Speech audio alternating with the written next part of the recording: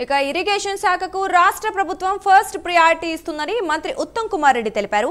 దేవాదుల ప్రాజెక్టుకు తమ ప్రభుత్వం నిధులు ఇవ్వటంతో పాటు భూసేకరణ ఇతర సమస్యలను పరిష్కరించామని చెప్పారు.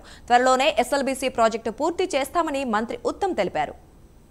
రేవంత్ రెడ్డిగా ఉప ముఖ్యమంత్రి బట్టి విక్రమార్క మరి కేబినెట్ మంత్రులందరం కూడా ఇరిగేషన్ శాఖకి అధిక ప్రాధాన్యత ఇచ్చి ఈ సంవత్సరం బడ్జెట్లో 23,000 కోట్లు కేటాయించడం జరిగింది.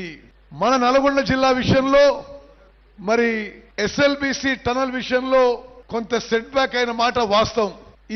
ఈ మా టర్మ్ లో ఎస్ఎల్బీసీ టనల్ పనులు పూర్తి చేస్తామని చెప్పి నేను సభాముఖంగా మనం చేస్తున్నాను. అదే విధంగా డిండి ప్రాజెక్టు కూడా చాలా కాలం నిర్లక్ష్యానికి గురైంది. ఈ మధ్యనే ఏదుల డిండి ప్రాజెక్టుకి 1800 కోట్లు మంజూరు చేసి టెండర్లు పిలిచి పనులు మొదలెట్టే స్టేజ్కి వచ్చినాం. చాలా కాలం కింద ఆగిపోయిన గంధమల్ల రిజర్వాయర్ పనులు కూడా తిరిగి పునఃప్రారంభిస్తున్నాం.